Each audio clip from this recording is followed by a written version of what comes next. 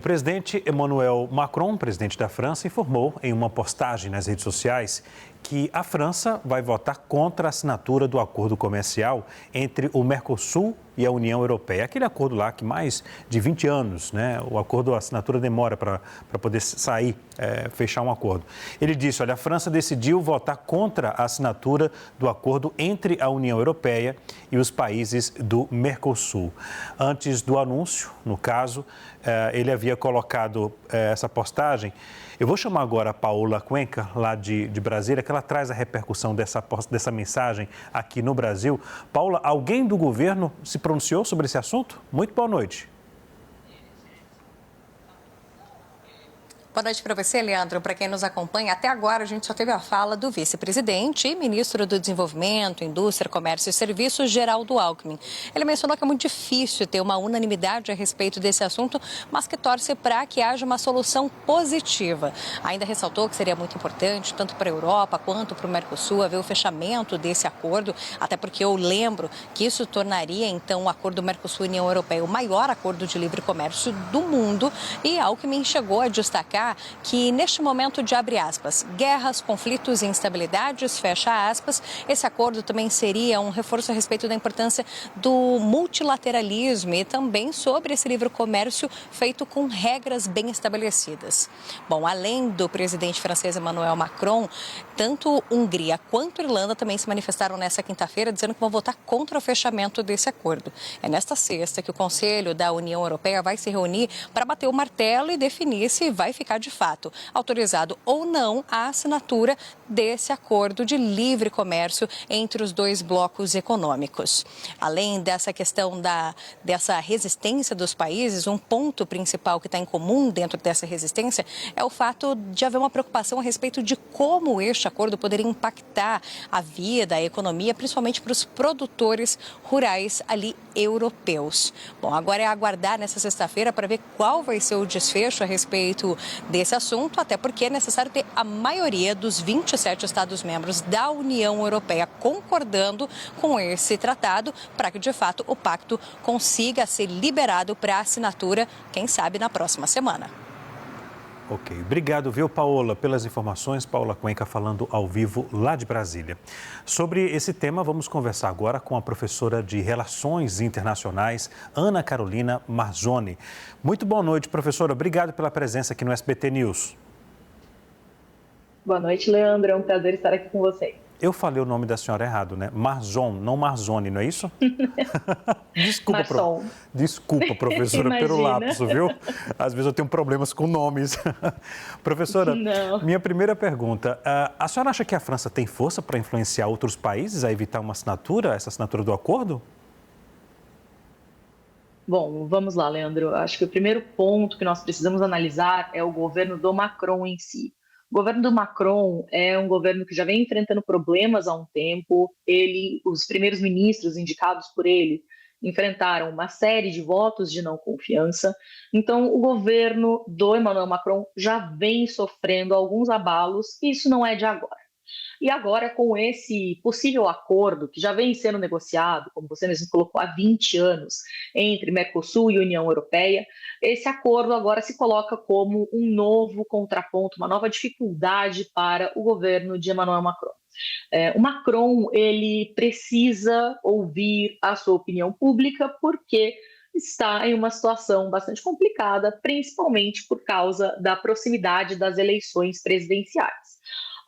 E em relação à sua pergunta especificamente, se ele conseguiria influenciar, eu acredito que sim, a questão é quais países ele consegue influenciar. Por quê? Para que esse acordo aconteça, para que essa votação vá para frente, são necessários pelo menos 35% dos países que representem pelo menos 35% da população da União Europeia. E nós sabemos que Itália e França, somadas com a Polônia, têm esse percentual.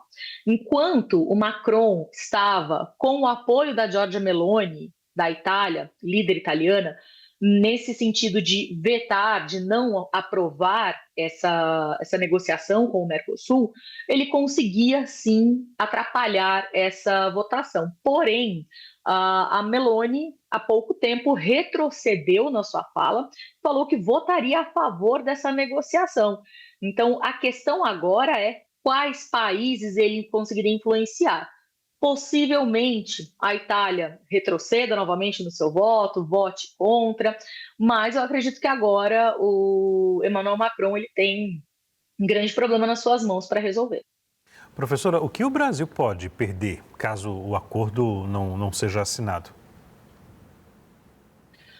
Um ponto que eu acho muito importante a gente ter em mente é que é claro que um acordo comercial da magnitude como esse, Mercosul e União Europeia, como foi apontado na própria reportagem, que seria um acordo ou maior acordo de livre comércio a existir atualmente, seria muito benéfico tanto para a União Europeia quanto para o Mercosul. Porém, nós também precisamos ter em mente que esse acordo é mais, nos termos em que ele está agora, ele é muito mais benéfico para a União Europeia.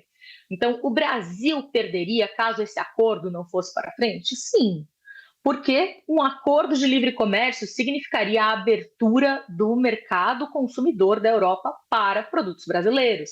E isso seria interessantíssimo. O mercado consumidor sempre é muito bom para qualquer país que quer vender. Principalmente agora com essas tarifas do Trump. Mesmo que o Trump tenha retrocedido nas tarifas, que o Brasil já tenha conseguido outros parceiros comerciais, esse acordo ele seria muito interessante. Mas o Brasil também perderia com a possibilidade de queda no custo das importações. O Brasil depende muito da importação de produtos altamente industrializados, altamente tecnológicos, e que são produtos de valor agregado muito mais elevados. Então, um acordo de livre comércio também facilitaria a compra desses produtos. Agora, professora, num cenário atual, esse ataque dos Estados Unidos à Venezuela muda de alguma forma o entendimento lá da União Europeia em relação ao Mercosul?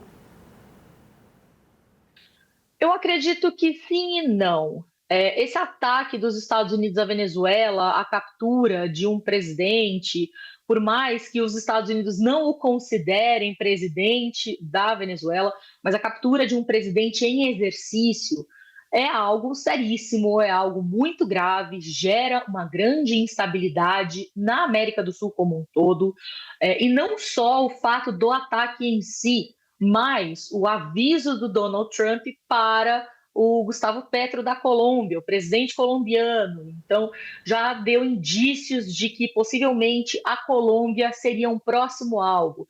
Então, nem Colômbia, nem Venezuela são membros do Mercosul, membros plenos do Mercosul. Então, nós não podemos afirmar que isso mude a compreensão, a visão da União Europeia em relação ao Mercosul em si. Mas é claro que isso muda a compreensão do mundo todo em relação à estabilidade do continente sul-americano. A senhora vê chance, professora, de esse acordo sair ainda este ano ou não? Eu acredito que seja muito difícil, Leandro. Como esse acordo vem sendo negociado há 20 anos e os agricultores franceses, poloneses e até mesmo italianos estão muito insatisfeitos com o acordo. Então, eles gostariam que o acordo acontecesse, porém com salvaguardas a produtos primários, produtos agrícolas.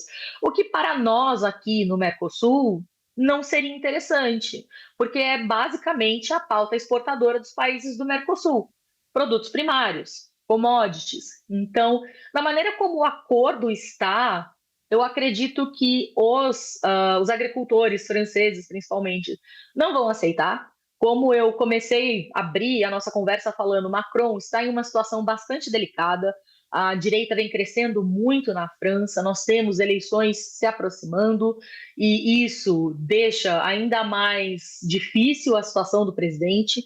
Então, eu acredito que esse ano vai ser muito difícil que esse acordo saia, a não ser que o Mercosul ceda completamente nas demandas dos agricultores europeus e aceite as salvaguardas, o que eu também não acredito que vá acontecer, porque o acordo precisa ser benéfico para os dois lados.